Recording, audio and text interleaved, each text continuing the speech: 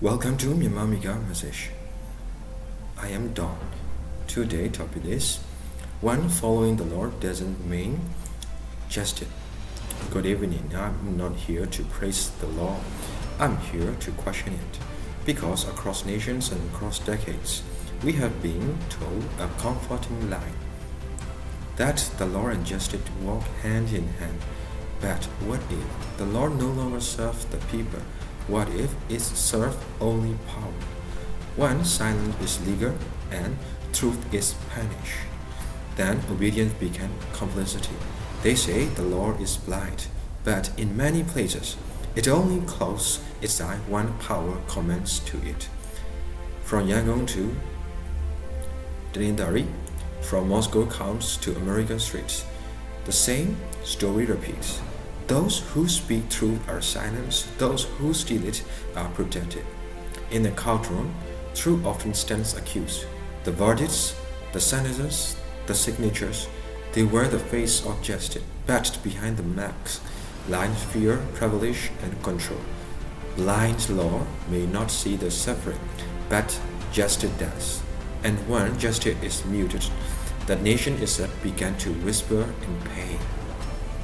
I have spoken to men and women who follow every rule, who bowed to every regulation, who believed that obedience would save them, but the Lord they obeyed betrayed them.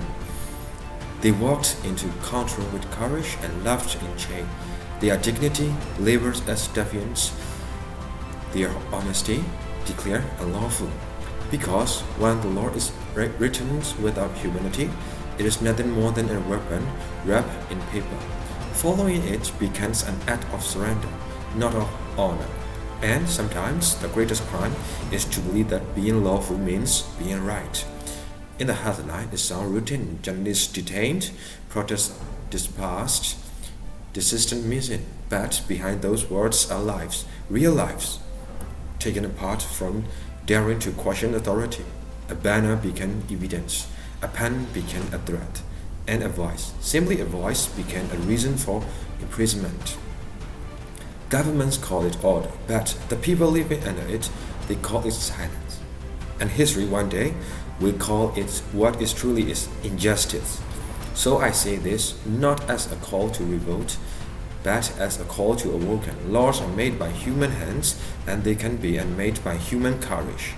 Justice doesn't live in the court. It lives in the conscience. It begins the moment someone decides that silence is no longer an option. To break an unjust law is not to break order. It is to restore humanity. This is not just a report. It is a warning and a hope. Because peace built on fear is only the pause before another storm. And when the laws finally change, justice will remember the ones who dare to question when obedience was easier. So please remember that. We will never find the justice where the criminal writes the rules.